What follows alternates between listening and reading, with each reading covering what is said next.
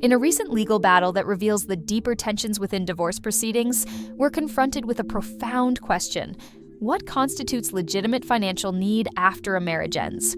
This case presents a stark contrast in perspectives on spousal maintenance that affects many lives beyond the courtroom. At the center of this controversy is a former spouse seeking $99,000 monthly from her ex-husband. The justification?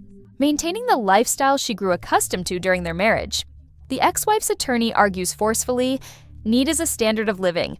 Mr. Yost makes $55,000 a month, so it doesn't matter if my client needs $3,000 a month to live off of, or she needs $9,000 for extra expenses and the quality of life that she's accustomed to. That is still need. This perspective raises fundamental questions about responsibility and entitlement after divorce. The traditional understanding of spousal support centers on helping a financially dependent spouse transition to self-sufficiency. But when does reasonable support transform into an unjustified perpetual entitlement? The husband's legal representation highlights concerning aspects of the financial demands.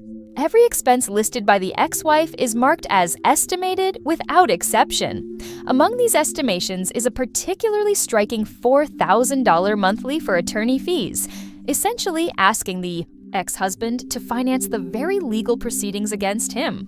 The lack of concrete, verifiable expenses to justify such significant financial demands raises serious questions about accountability and transparency. From a traditional values perspective, this case touches on deeper principles about personal responsibility and financial stewardship. The covenant of marriage indeed creates obligations between spouses, but divorce fundamentally alters that relationship.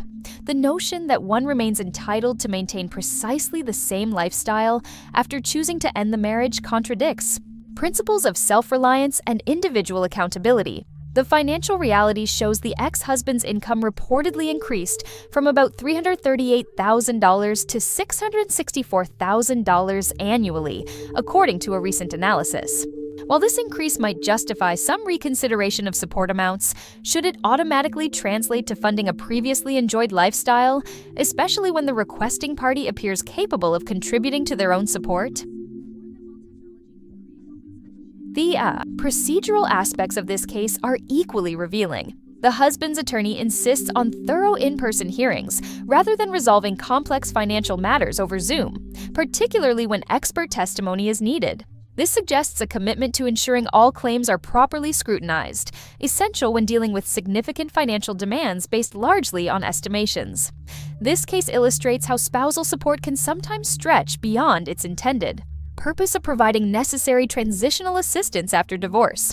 The demand for substantial funds to maintain a past lifestyle based on estimated expenses and tied to the former spouse's current income challenges principles of personal responsibility and financial accountability. While compassion and fairness remain vital in divorce proceedings, they shouldn't be interpreted as creating a perpetual entitlement to a former spouse's earnings.